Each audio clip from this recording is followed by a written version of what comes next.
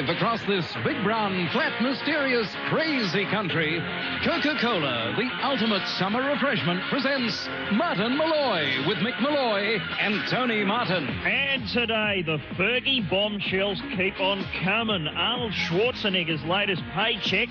We preview the Nobel Peace Prize and ask, will Barnesy perform live? And cybersex. What's all that about? We've got further explosive bouts of radio gladiators and sticky beaks, news of the 10-cent heist, and popping by for her usual bit of on-air therapy. It's that nice Judith Lucy. Yes, it's all coming up on the program. Tim Fisher describes as a major threat to export revenue. Martin Molloy. Cue Tina Arena with Sorrento Moon. Good afternoon, Australia. It's Martin Molloy yet again with myself, Tony Martin, and this bloke here, Paula Yates' new nanny, Mick Molloy. And things are changing. Those Smarties are going under my bed. Oh, yes. What a good nanny that must be. Checking the Smarties, even inside the Smartie packets. We'll get to that later. Yep. All right, well, it's not been a big day for news. Nope. I think you can say that. Yep.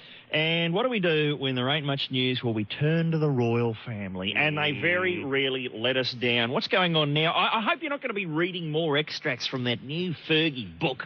Well, I'm afraid I am, Tone. Are you? Listen to this, I'll Tone. just get the sick bag. You do that. All right. Break them out, everyone. Okay. Fergie is in even deeper trouble today, Tone. Once again, courtesy of her mystical confidant, Madame Vasso, who has leaked even more revelations from her forthcoming book, The Duchess of York Uncensored, compiled from 6 years of secretly recorded conversations which took place between the two. Now, amongst the revelations are claims that Fergie had wanted the entire royal family dead, Princess Anne was a horse, Prince Andrew was a dud root, and generally that she was obsessed with sex and money. In fact, she was very concerned about money, which she refers to on the tapes as chips or potatoes. Yeah? But I don't know. Maybe we're reading too much into it. Perhaps she really did just want to get her hands on a big pile of chips. At one point on the tape when she says, I need more chips and lots of them, you can actually hear her tummy rumbling on the tape. Yeah. So I'm suspicious. And as for sex... The Duchess spoke in code when she discussed the men who were on the receiving end of a boudoir pounding. At times, she identified each by a number so that the pair could talk without fear of being bugged. Oh, yeah, fat lot of good that does you, when Vasso's sitting across the table with her headphones on holding a boom mic. That's an interesting way of dealing with your lovers, isn't it, Tone? Ever seen Fergie trying to decide who to go out on a date with? Looks like a Tats Lotto draw. There's 40 ping-pong balls being blown around in a machine. It's hosted by John Deeks.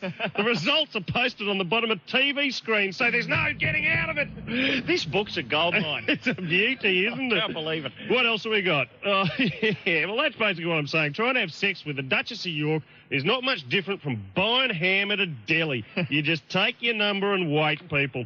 Anyway, the Duchess has been mortified by these revelations and was photographed yesterday in tears, being comforted by her personal trainer, Josh Salzman, or as she likes to call him, number 67, and is still trying to raise the money to fight the publication of the book. She's very unhappy about the Vasso tapes, Tone, but, well, she can't complain because she's done the same thing herself. Has she? Listen to this. This is more reports. One of her top aides hid a tape recorder in her knickers after Fergie ordered her to bug a lunch with a businessman.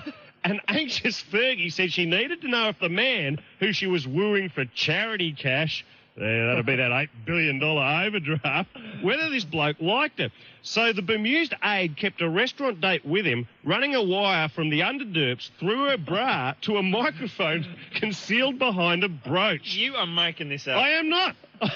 This is one of Fergie's aides. But her spy mission turned into a knockabout farce as she forgot to switch the recorder on, headed for the toilet to sort it out, and then thrust her breast towards her dining partner to make sure his voice was picked up. She nearly gave the whole thing away, Tone, because when she got back, he asked her what she'd been doing, and she said, I've just been doing number ones. No, number twos. Twos, check. 1, 2. Hello, am I on? Sorry. That's a big ask for one of your aides, isn't it? Yeah. Mind whacking this tape recorder down the front of your pants? Why didn't Fergie do it herself? Her pants could house an entire home entertainment unit. The telly could be widescreen. In fact, that's probably why she didn't do it. Last time she secretly taped a conversation, the game was given away when other diners started diving off the amp stacks. That's Brian Adams. Just teeing up a night to remember here at Martin Molloy. And, Mick, do you mind if we talk money? Go for your life. Let's talk cash, because Arnold Schwarzenegger... Chips or potatoes, Tone? Spuds! We're talking spuds in Fergie speak. Arnold Schwarzenegger will get a record 45 million spuds to star in Terminator 3. Wow. That's been revealed today. Arnold has always refused to do another Terminator sequel, but says he changed his mind after a visit to the Terminator theme ride at Florida's Universal Studios. Yeah, it would have been that ride at the fun park, not the check for 45 mil, I'm sure. Imagine being on the Terminator ride with Arnold Schwarzenegger. Wow, that looks great. Check the explosions. Fantastic. Yeah, and look who's sitting behind us. Oh, it's so fake looking. Piss weak. How funny is that forehead look? Arnold, of course, has just pocketed about 35 million a couple of weeks back for his role as Mr. Freeze in the new Batman movie. Mr. Freeze. Remember him? Yep. He's the Batman villain who, due to a freak accident, has a body temperature of like 100 degrees below zero. Gee, I guess he won't be having the giant codpiece like Batman and Robin. I'm guessing. Yeah, that's what your 35 million compensation's for in that role. Now, at the other end of the financial spectrum, back here in Australia, a 13-year-old boy threatened two younger boys with a pocket knife before making off with 10 cents, a children's court heard yesterday. The grade 6 student pleaded guilty to a charge of armed robbery and was placed on a 12-month good behaviour bond. Gee, 10 cents. Would he have been forced to pay it back, do you think? Or would he do a bondy and just offer to give back like 1 cent? I love it when your embattled entrepreneur offers to pay back 1/millionth of a percent of his tab, thinking that's going to smooth things over. Yeah, I know I lost $17 billion, but I think somewhere at home I've got an ironed $2 note and a Christmas card my Auntie Gwen gave me when I was 9. I could give you as that. You could divide that between the shareholders. Is that okay? I'll be off to the yacht club now. Is that all right? Yeah? Okay. I reckon when that happens, the judge should offer to cut the same percentage of time off the sentence. Okay, it's a very generous offer, sir, and in return we'll be knocking 25 minutes off your 15 years. But anyway, it's good to know that the 10-cent bandit has got his comeuppance. Yeah. It doesn't actually say whether they've discovered his haul yet. His booty. He may have buried it. He'll wait for a few years till the heat's off before digging it up. You know where he could have hidden the money? No. The 10 cents inside that regurgitator bloke, Stevie Starr, who swallows the coins and brings them up in a different order. Yeah, just mind this for me, will you? The cops are on me tail. No worries. He'd be very handy for disposing of stolen goods, that bloke. Oh, yeah. All right, Starr, we know you've got the cash. Out with it. All right, and the VCRs, come on. And those two prize-winning Doberman, come on, out with them. And what about the getaway car? Come on, stop.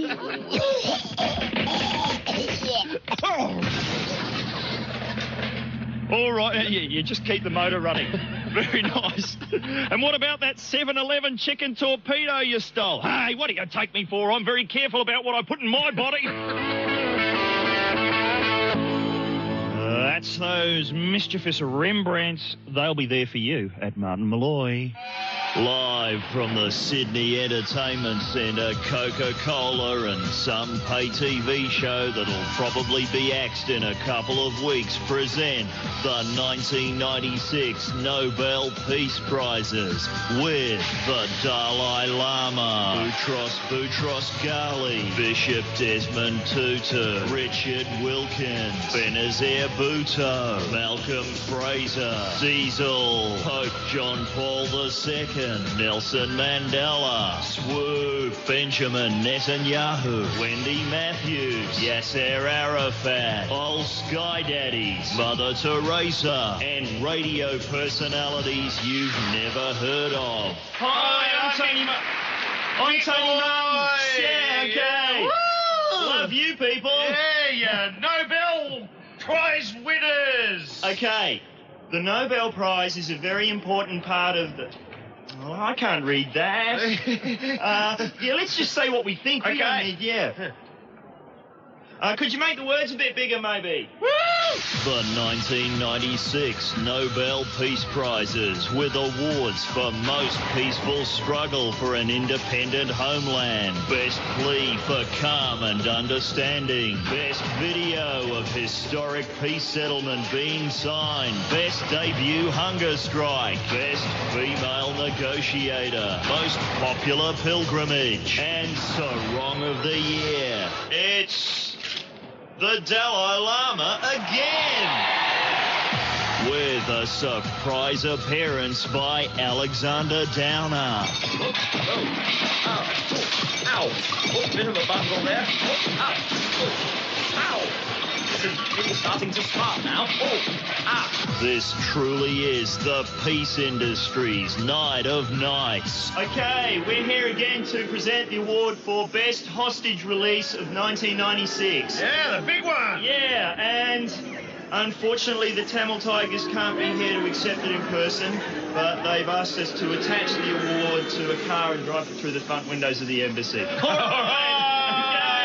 The 1996 Nobel Peace Prizes coming soon to Channel 10. Come on, let's make some peace. It's Queen with their crazy little thing called love here at Martin Molloy. In the next hour, Judith Lucy is dropping by for her weekly visit. Is there anything else for her to talk about? Is there anything left?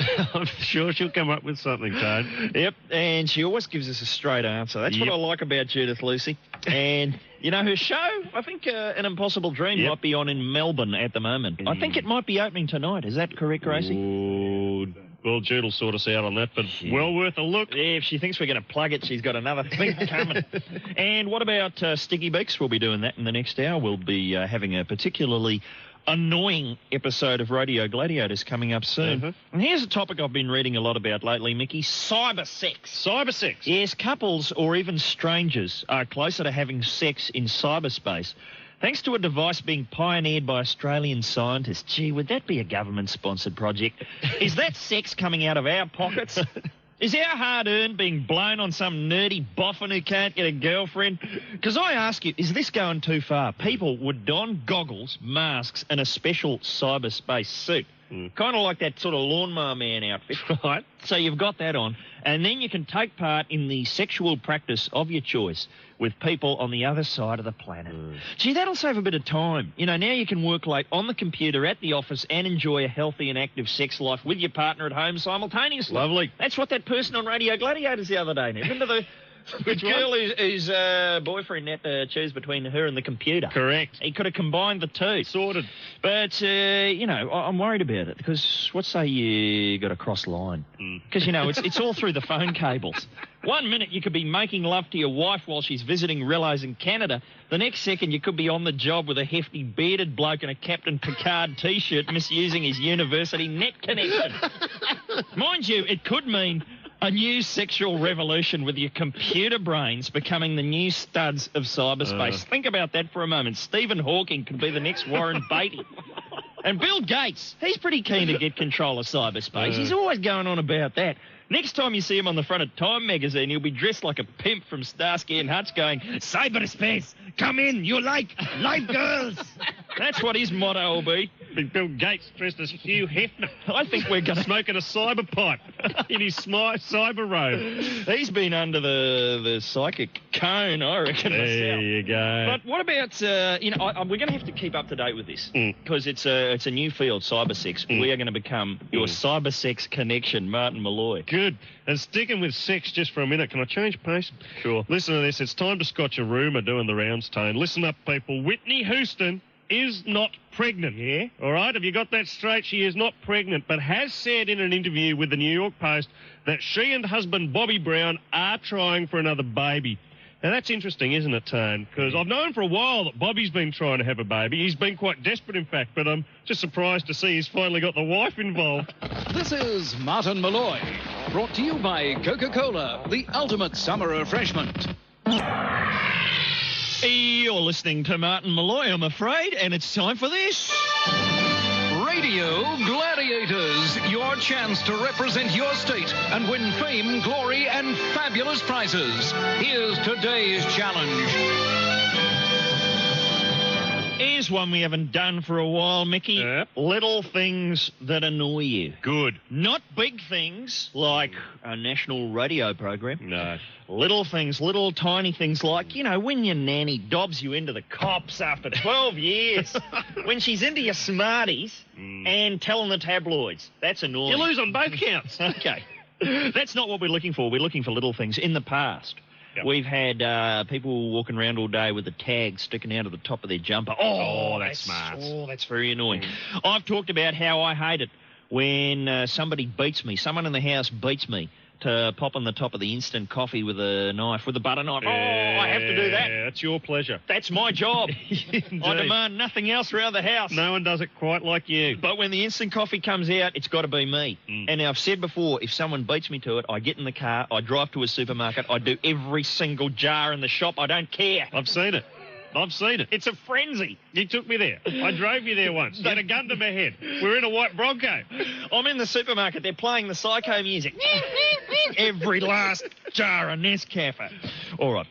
What are the ones we've done? I'm just trying to think of some of the other ones we've done. Let's talk about new ones. All right. Let's come up. What's annoying you? All right, here's one. You know what I hate? When you get your clothes back and you put them on and they haven't been dried properly. You know what I mean? They're still a little bit damp. I hate that. You slip the tracky dacks on and they're still just a tad damp. It's awful. And I always suspect the worst. I'm always going, oh, no, my incontinence pad is leaking again. But it's not. It's usually, you know what it is? Mummy hasn't dried them properly. So it's on the phone and big bakes for her. Don't let it happen again. No cutting corners. Do you understand me? Does she still live on the other side of the country? Nope. Just up the road. Okay. You know, when she was living in Perth, that was great when you were just sending the washing over on that, you know, overnight flight back again. Overnight flight. All right, what about this? Do you get your newspaper delivered, Mickey? Yes, I do. Does it come in Glad wrap? Yes, it does. When did that start happening? I don't know. And it's obviously, you know, to stop the paper from getting wet. But you're getting it in the middle of summer. There's no rain on the horizon, and it's wrapped up. It's wrapped up like Laura Palmer's body in Twin Peaks, and it just takes hours to get undone. And by that time, usually the news is out of date. The afternoon paper's out. That's right. You rush down the shop and get it. You've opened it up and you see, what? Howard's Prime Minister now? I hate it. And I, again, like with the coffee, get very impatient and the psycho music starts playing and I just start taking to it with a knife. There you go. And I'm sitting there with a shredded document like Oliver North going, what happened today? Can't read a word of this. Anything else? Just little stuff that annoys you. You know what I don't like? What's that? People who swig medication from the bottle. Oh, have you seen that? It's not a good look, Tone. See, I'm a traditionalist. I like to use one of those little plastic measuring cups. You know, the ones with little marks on the side, which is incidentally what I use to take my apple ties. I know it's a bit clinical, but that's what I do when I'm taking my medication. And you can make it festive. A couple of ice cubes, little umbrella on the side, and you're in the swing of it. But you've got to use the little plastic cups. No swigging from the bottle. And suddenly you're having a tropical Vicks 44. That's what it's all about. You're in a hammock. You're a million miles away. There's sitar music playing. You're Chris Isaac all of a sudden. Here's what I hate. Here's a little thing I hate. When you're on a plane and the plane lands and it's doing that final little drive, you know, it's being overtaken by insects walking along it's doing that final little drive, and you get told off for still having your seatbelt on. That's right. And you go, what can happen at this speed? What is going to happen at this? Are we going over a couple of speed bumps? What's going to happen at this speed? Is the captain going to spot a good park and race another 747 to, hang on, we're getting that good park. We'll be first out of here if we park here. What can happen at that speed? It's not like you've got to traverse a level crossing or anything, is it? You never know when you might go right through the screen with Mr. Bean on it. If they take off all of a sudden. All right, well, I think that's enough examples. We're looking for little things, not big things. Little things that annoy you. Do we have a prize? Thank you very much. The Martinets, my backing group who follow me everywhere these days. It's a tax write-off, don't you worry. We have got a prize. You and a friend will be spending, well, I'm not sure the exact period of time. We must find out. Anyway, you're going to be in accommodation, 5-star accommodation in your hometown or the nearest town that's got 5-star accommodation. There's every single extra you can imagine. There's a little box of Smarties under the bed. That's just how good it is. And the cleaning lady's keeping mum. So call us now with the little thing that annoys you. 1-800-657-657. SAFM. That's Sonia Data. You don't treat me no good no more. It's Radio Gladiators, and today we're simply looking, as we often do, we're looking for, well, little things that annoy you. Whenever we do this topic, Mickey, there's a race. There's a race for people to call up and say, Angry Anderson!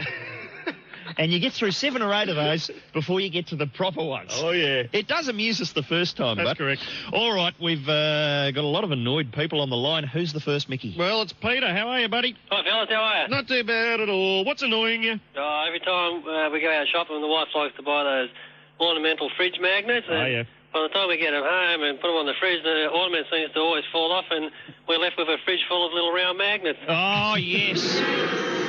Well, they're sliding down. Yeah, They start up somewhere near the freezer, and you come home and they're dagging around near the salad crisper. All the bills are gone everywhere. Yes, I hate fridge magnet creep.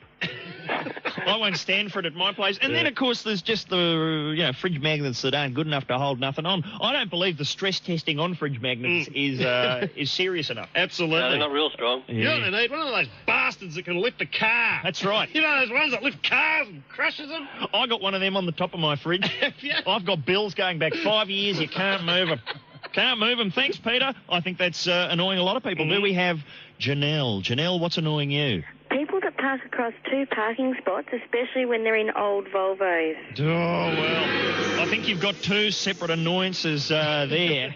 Let's tackle the first one, cars that take up 2 spaces. Yeah, that gets you every time. I think you're definitely in the majority there, Janelle. It's a bit of a line ball, though, because is it someone who's just can't decide and has thought my car's tops enough to have 2, or is it somebody who's been set up, someone who's had to take that position because of the previous arrangement of the vehicles? I never like to take the side of the person who's left the car like that. I always assume the worst. I think it's the only thing you can do. Look at that! Look at that insensitive ass! And that's and that's when we get to see your golf swing in action, Mickey, in my experience. All right, Janelle, pretty annoyed about that, are you? Yeah, they park in the middle on purpose. Yeah, okay. That sounds pretty definitive. Remember that really long limo, Tone? It would take up 22 spaces. It did indeed. All right, we've got Greg on the line now. What's annoying you, Greg? Okay, guys, it's when you invite your boss or prospective in-laws around for a posh dinner or barbecue and you get the nice big bottle of Fountain Red out and you've got that congealed black ring of sauce right around the lip of the bottle that you forgot to clean off. Oh, yes. You've got the tomato sauce lip. Yep. And it just forms. You can have a new bottle of tomato sauce, 1 year of it, and, it's pretty much clogged up there. There within days. The good thing about it is if you run out of no more gaps, I find a bit of White Crow does the trick. That's good. But then when you go to everybody else's place, they suffer from the same problem. Oh, yeah. Especially when they've got one of those plastic tomatoes. The actual tomato sauce bottle that takes on the form of a tomato. I haven't seen that. Oh, that's a fair. Have you seen that little accessory, Greg? I certainly have. That's a beauty, and you hate to see it clogged up. It just takes the edge off it, I find. All right, thanks, Greg. That's annoying. We've got Andrew now. What's annoying, Andrew? Well, what really gets up my nose is when you're driving down the highway and you're stuck behind, say, a Mercedes or a BMW, and they decide to pass a car in a left-hand lane and they're doing about 1 kilometre faster than that bloke. Oh, dear. Is that happening to you right now, Andrew? No. Unfortunately, I'm not in the car at the moment, but... It looks like some kind of precision driving team, doesn't it? As they go side by side for about 10 k's down a major thoroughfare. You could have a bloke with one leg on either roof, waiting to grab onto a helicopter or something. It's just not right. Are you overtaking or aren't you? Make up your mind. Here's some thinking music. It's the slow speed overtake that often crosses 2 state lines. I hate that. I hate that. That's very annoying. Thanks very much, Andrew. Andrea is with us, and she's got something to tell us about that's annoying. What is it, Andrea?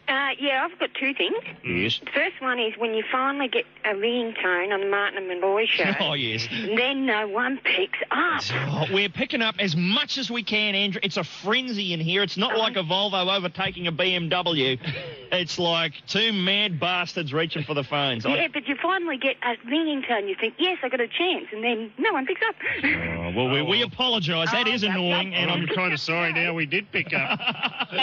And the second one is when this really bugs me. You go through the fast checkout line in the supermarket, and the person in front of you pays for their chewing gum with a cheque or a bank card. Oh, yes. Yes, the Dalai apparently did just that when he was shopping at Clancy's yesterday. There was a huge queue of people behind him going, come on, idiot.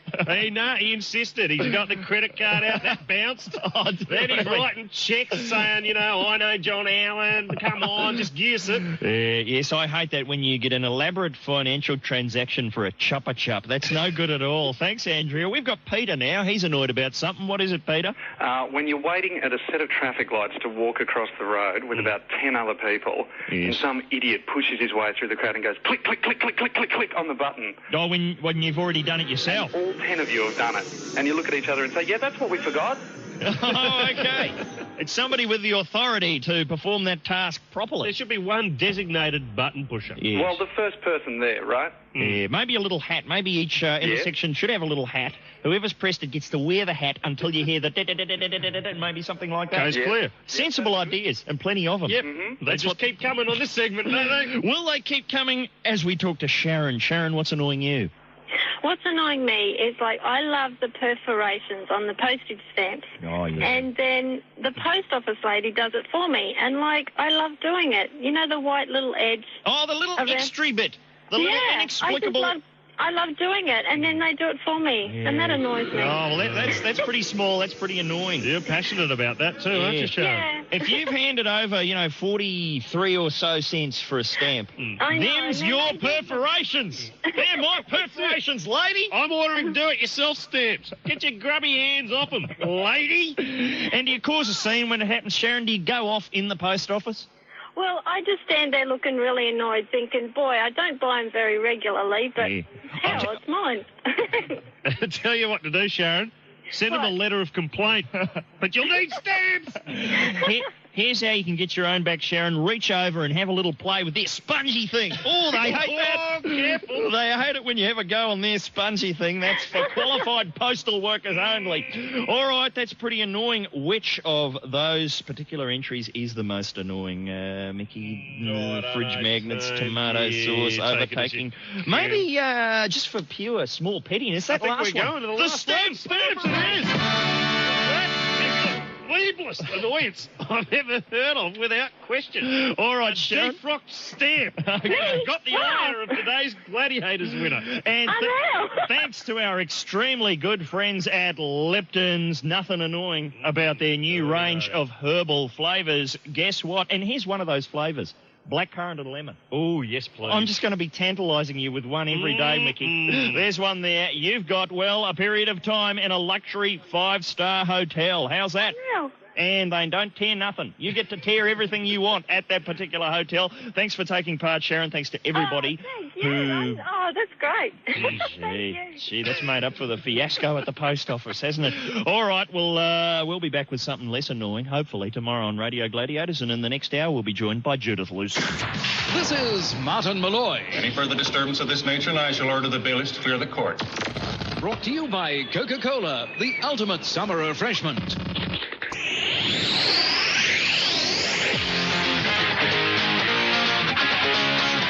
And in this hour of Martin Molloy, Sticky Beaks, Mick Molloy, Lord of the Dance, and next up, the ever-informative Judith Lucy, all thanks to Coca-Cola. You might know it as the ultimate summer refreshment. Simply red. Here at Martin Molloy, it's the second hour of the program. If you're just joining us, it's been pretty annoying so far. Oh, yeah. But that's the way we designed it. That's the way we wanted it. Let's get somebody else involved now. This woman, you might have seen her on the telly. You might have seen her in one of her stage spectaculars, or if you were walking past her house last week, you might have seen her dancing topless on her coffee table with a bottle of fine Australian wine in her hand. It's the star of Showgirls, Judith Lucy.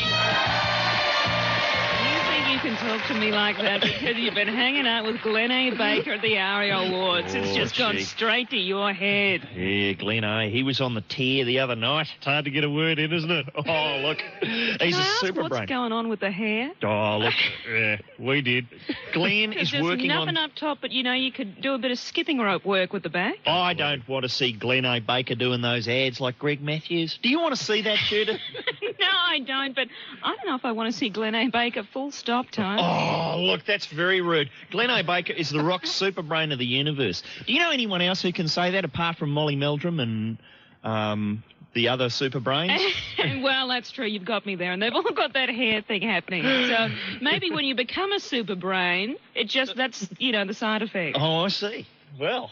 Okay, that's why we've still got something up top at the moment. Anyway, Jude, look, we've been charting your descent into madness over the last few weeks. Since you've come back from overseas, I think it's no secret that basically you've lost your marbles. Yes. How's that going? Well, a few screws still rolling around on my floor, I'm happy to say. I think I could be getting a little bit better. I've only got one story to report from this last week.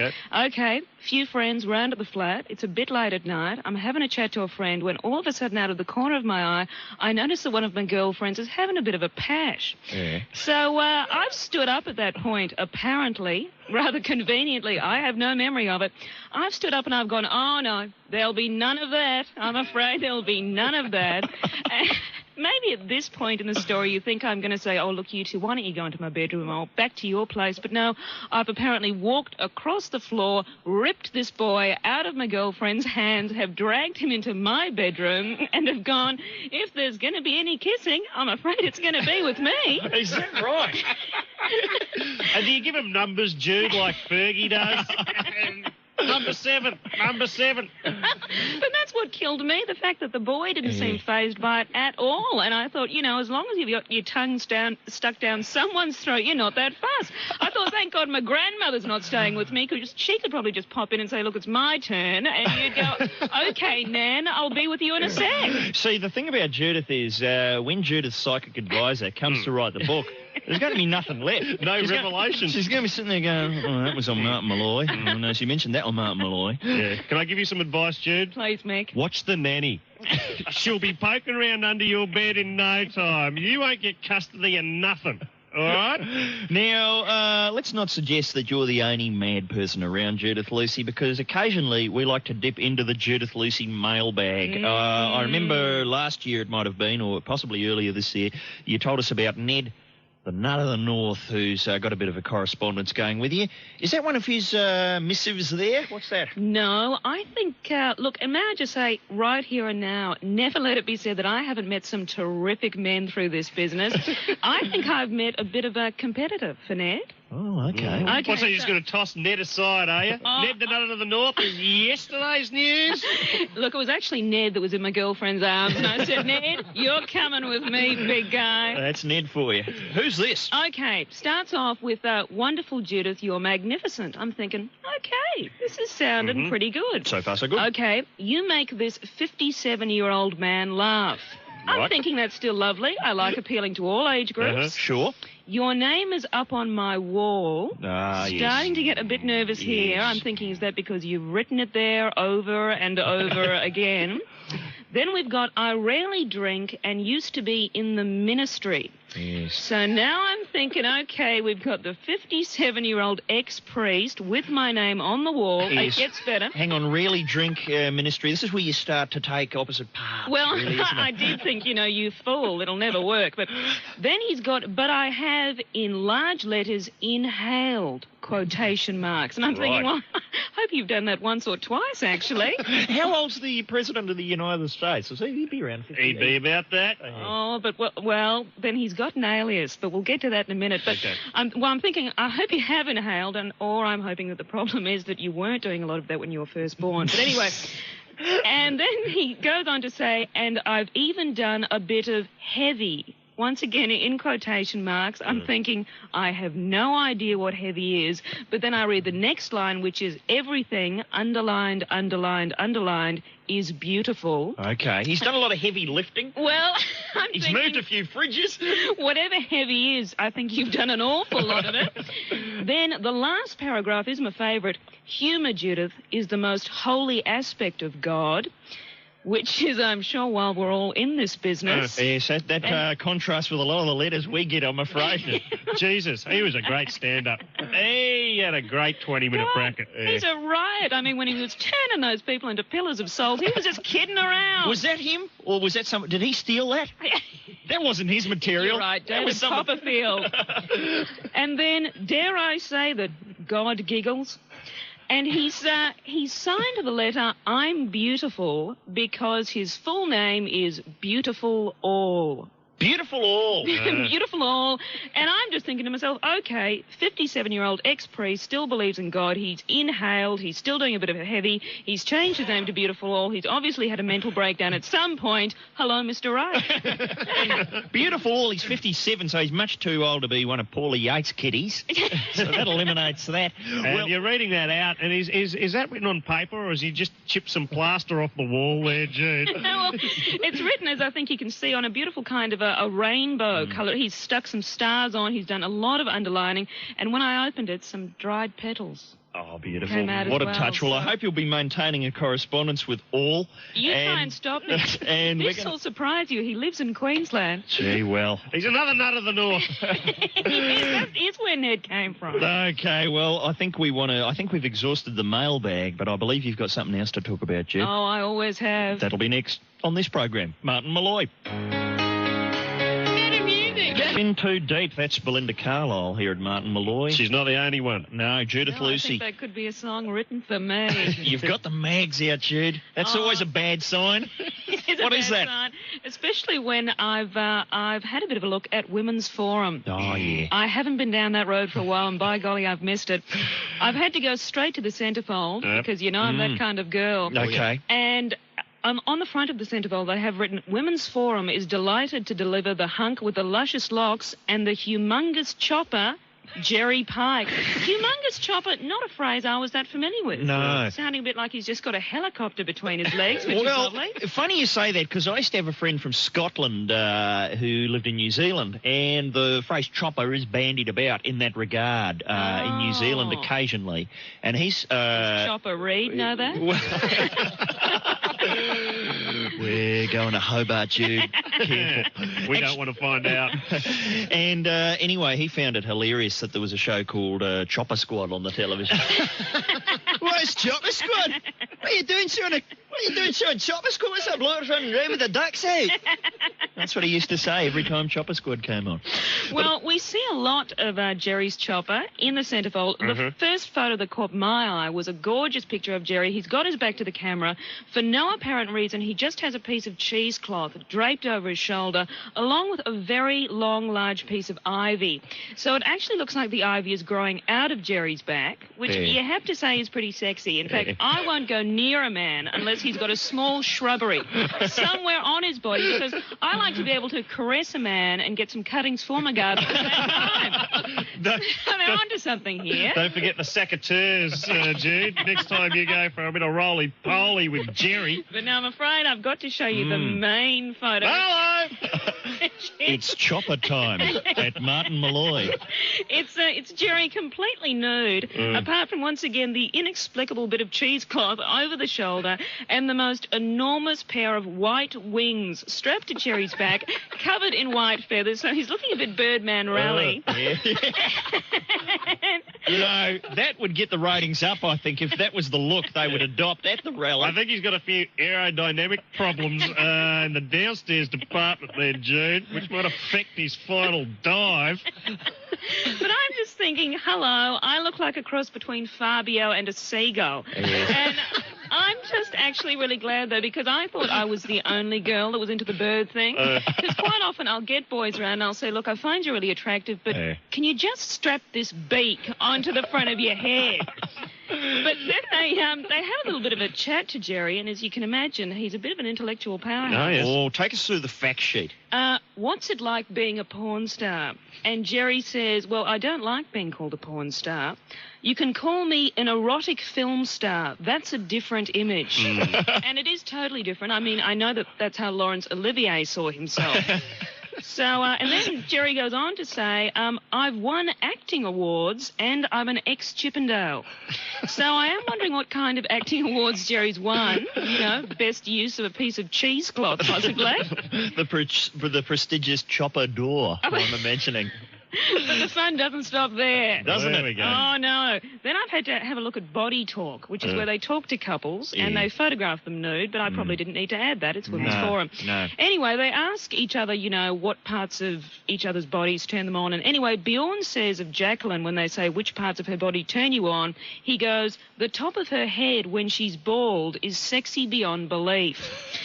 Now, that's where I've been going wrong. I've been concentrating on other features, such as my face. I am popping into my hair salon tomorrow, and I'm saying, look, I want that Friar Tuck look, and I want it right now, thanks. Yes, I've seen you eyeing up the Dalai Lama, Judith. But now... You see women in the bathroom with their little compacts checking out the back of their head for a change. That'd be nice. Maybe just seeing that on the cover of a raunchy magazine, just the top of a woman's head and underneath, whoa! Check out the patch on that. And Jacqueline hates it when she catches Bjorn watching Murder 1 too. It's either me or Teddy. Okay. What have you got for us there, Jude? I want to see Teddy in Women's Forum wearing nothing but 2 wings. Can we organise that? Check out the chopper. I have no further statements. What have you got to boot this thing home with, Jude? Come on.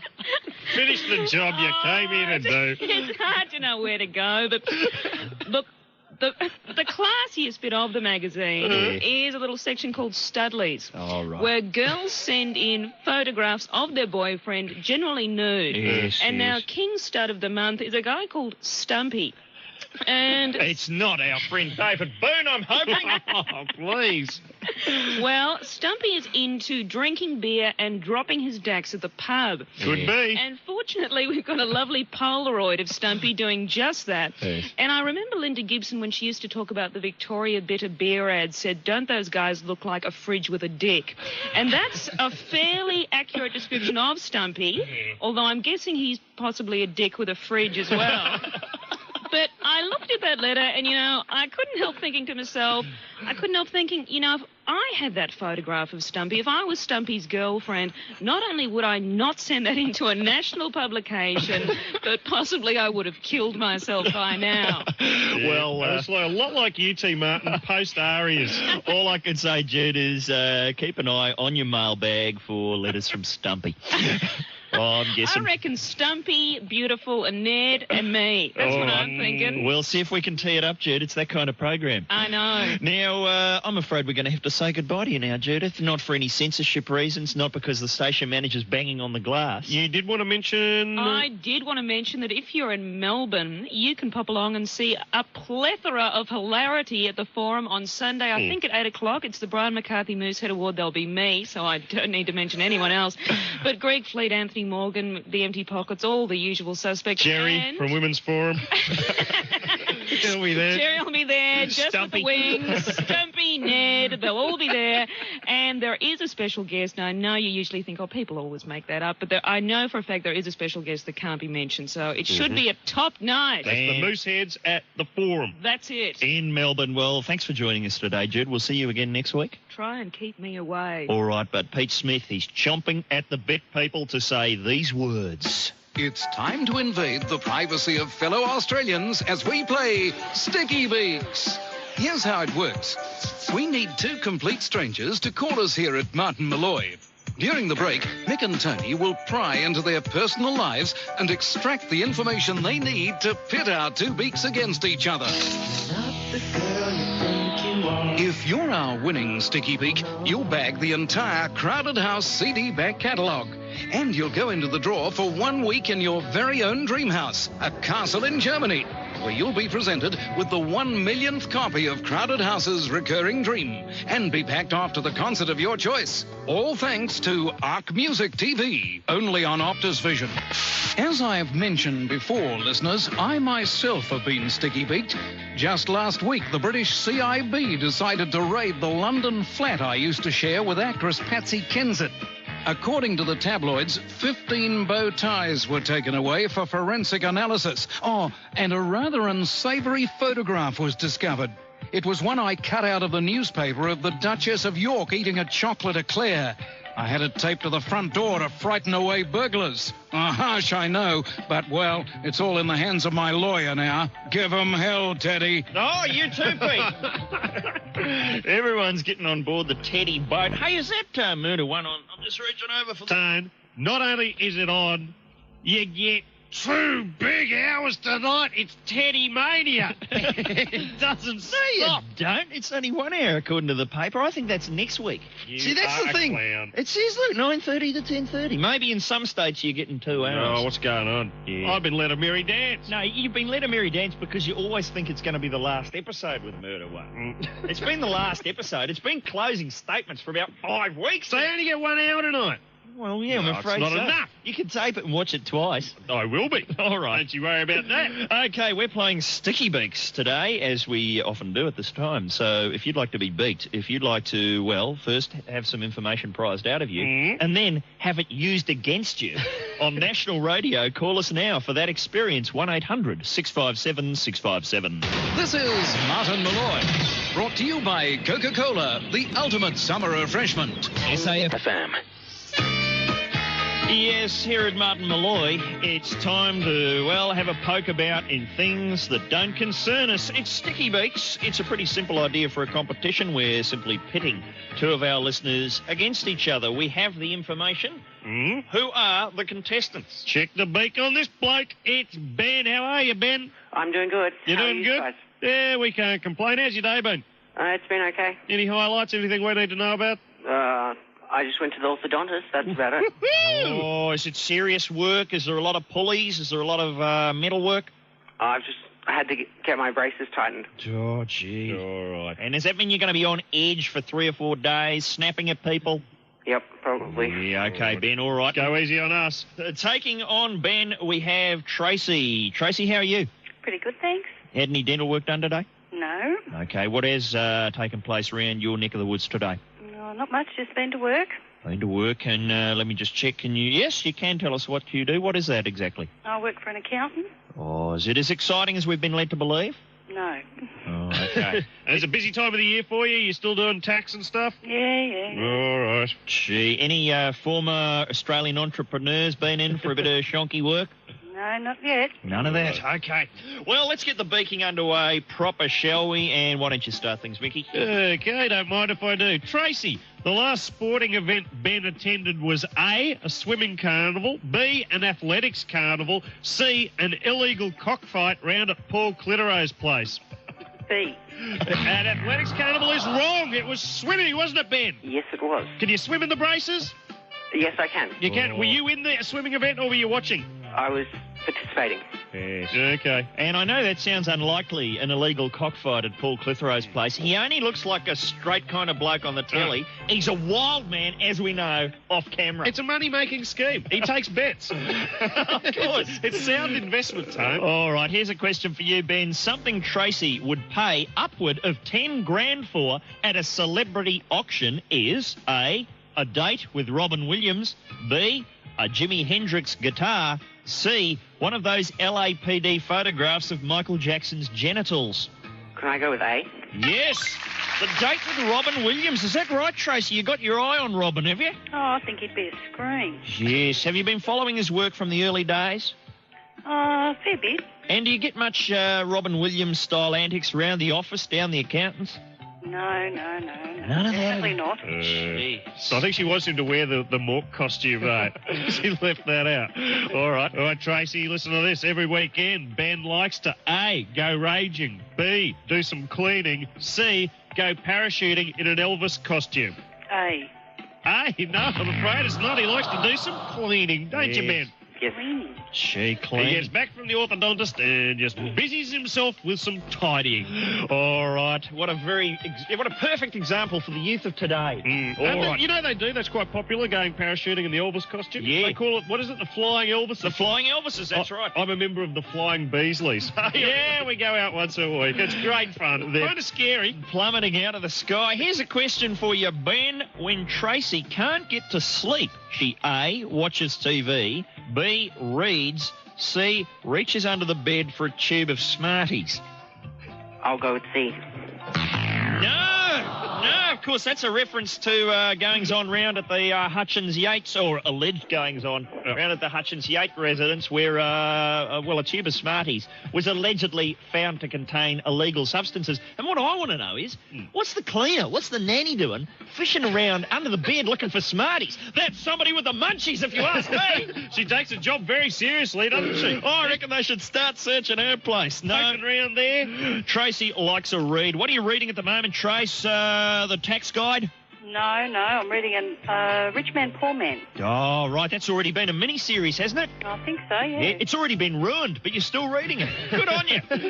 All right, Tracy. Ben would describe himself as being addicted to A, music, B, reading books, C, hungry hippos.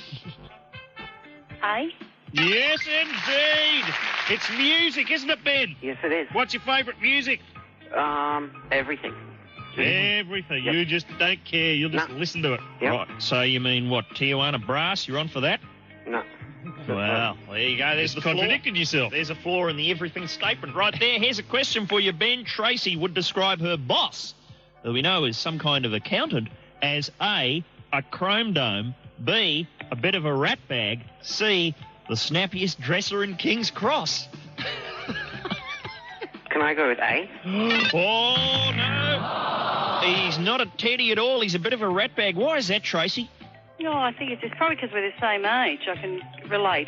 Oh, okay. So you're a rat bag yourself. Is that what you're telling us? Just a bit. All right. Well, who is our winner today? Do we have anybody? Oh, it's a tie. Look out. We're going to go to the tiebreaker. Are you ready for this, Beaks? Yep. Okay, here's how it works. I throw a question at you. When I get to the end of the third one, you come in with A, B, or C. We see who gets it right. Here we go. It's a question about me. When he first left school, Tony Martin worked as A, supermarket price check guy, B, forklift driver, C, lusty varlet number 4 at Dirty Decks. A. No. B. Yes! Believe it or not, I was driving the old forklifts. And it's out the front right now. The Parked in 2 spots. That's He right. does it every morning. The least convincing forklift driver in history, but that was what I was doing. You wear a little hard hat? Oh, yeah, I was into all that. Did you? Wear it backwards? Swearing, cursing, watching porno videos in the lunch hour. All Chewing the tobacco, spitting it out, scratching yourself. Oh, yeah. And just stealing lots of stuff from work, as is the custom now. This means, of course, that Tracy has got the Crowded House CD back catalogue. Excellent. And you've gone into the draw for a trip to Germany, and you'll receive the 1 millionth copy of Crowded House's Recurring Dream if you come out of the barrel this Friday. And as for you, Ben, you've got a Martin Molloy fashion accessory. Thank you. Okay. Good on you, Ben. Everyone goes home happy here at Martin Molloy. We'll be back with a couple more beaks at the same time tomorrow on Martin Molloy. Thank you, sir, but please don't shove your big nose in my business. Your big nose in my business. That's Nosy Joe, the nosiest guy I know. Dig that nose. QB40 and their red wine. How about those sticky beaks, Mickey? Well, they didn't seem too interested in beacon. No, well, how's the way when I've thrown the 3 job options for me when I've left school? They've just leapt on supermarket price check guy. They've obviously seen photographs of me. That's what they pick you for. But no, never done any of that. I think I did that on the telly in a humorous comedy spoof at one point. But nah, driving the forklifts in an army surplus store for a whole year. It's fun working in an army surplus store because just about all your customers are wearing camouflage gear. Almost impossible to spot shoplifters. And always looking for bigger knives. You just get guys coming in and go, "You got any big knives?" And you go, "Well, I've got this kind of Gurkha kind of a deal." Have you got any really big knives? And you never find out what they were used for. All you need to know. It's all part of life's rich pageant. Let's have some culture now at Martin Molloy. At last, the long-awaited dance event of the year is here. Do not miss this once-in-a-lifetime opportunity to witness live the brilliant, the awesome, the occasionally sober Mick Molloy, Lord of the Dance. Whoa! Hokey pokey! Whoa! Hokey pokey! Shut up, would you? Whoa! One look at Mick as he piss-farts about on stage in his figure-hugging tights, and you'll know his sock drawer is completely empty. This 2.5-hour dance spectacular includes all the classics: the Nutbush, the Bus Stop, the Mashed Potato, the Hustle, Ring-a-Ring-a Rosie, and one of the most stunning Mick Jagger impersonations you are ever likely to see. Widely regarded as the master of modern dance, here's what the great Mikhail Baryshnikov said about Mick Molloy earlier this year. Without doubt, Mick Molloy is the enfant terrible of modern dance. To which Mick replied, "Who are you calling an enfant terrible? Cop that, you commie bastard!" In the world of modern dance, no flame burns brighter than the one poking out of Mick's ass as he performs the haunting Dance of the Flaming Arseholes. Oh, now it's getting a bit hot on the butt. Somebody, quickly, pat me on the bottom. Somebody. Hello, that's hot. So book early to secure your seats for Mick Molloy, Lord of the Dance. Unquestionably the finest artist since the Bolshoi. Who are you calling a Bolshoi artist? Idiot. Have you always forever, says Donna Lewis. Does she really mean it? It's Martin Molloy. It's pretty much time to go. Have we had a phone call, Mick? We have indeed. Paul Clitero's just rang, our old buddy Paul, host of Channel 9's very popular money program, and he just wanted to say, please, people, stop turning up to his front door with livestock. That's right. We had a bit of a joke involving Paul earlier and cockfights, and his phone's been ringing off the hook with people wanting to know, can I place a bet? You're saying, do you have enough chooks? Can I bring my own? You're saying that's a joke now, are you, Mickey? Well, if you want to say that's a joke, fine. But go round to his place. You'll be knee-deep in blood and feathers. Sometimes when he's hosting those things, he dresses up as a big chook himself. He does, he covers himself in feathers. Squawks around. Don't be There's a ring-in. Tried to win a fight one day. Don't be fooled by that straight as a die look he's mustering up for money. And is that on tonight? My money is on tonight, so give it a look and hopefully he'll beak up. Money tonight will be hosted by a giant chook calling itself Paul Clitero. I'm just grabbing the paper off you. Is it up again? No, it's not up against Mad About You, which is on Channel 10. I'm not a fan of Mad About You, I have to say. Nor am I. I like Seinfeld. I don't mind Seinfeld because it's one of the few American sitcoms that doesn't go all serious in the last 5 minutes. I think it might be the only one. Suddenly it goes all serious. Yeah. Like, you never see that in a British sitcom. You wouldn't see, like, Blackadder all of a sudden stop for, what have we learned today, Mr. Adder? And Seinfeld is kind of the only one that doesn't go all serious on you. Mad About You's decided to go totally serious. They've turned it into a drama. They're not even waiting for the last 5 minutes. They've been watching too many of those episodes of MASH where Alan Alda would direct and there'd be no laugh track. Remember that? And Radar would tear up. Oh, something's happened to Radar. Well, that's the only difference I can notice between this and your normal Mad About You. It's just no laugh track. Just as many laughs. But it's incredible. I was watching it the other night going, what are you doing? All of a sudden I'm supposed to be impressed by your incredible depth and acting ability. No! I want a couple of cheap laughs! You want a couple of cheap laughs? Is that what you're saying? If you want to see Paul Reiser being real funny, get out Diner. D-I-N-E-R on video. There's a top view. Early bit of work. And have a look at this, Tone, while we're talking about it. 8:30 on the ABC, Eichmann, the Nazi fugitive. They've gone all serious too. Oh, they hate that. They used to be so funny. You know what I mean? But no, they have to turn it into some soppy kind of moralistic tale. I'll tell you a show I wish would go serious, and that's Medevac. Try try doing a serious episode, folks. We've really got to get out of here, and we must thank our guest, Judith Lucy, all our beaks and gladiators. We'll be back tomorrow with, look, it's such a big guest we can't tell you who it is. That's right, we don't know yet. So be there tomorrow or be here tomorrow, and if you can't say something intelligent, come talk to us.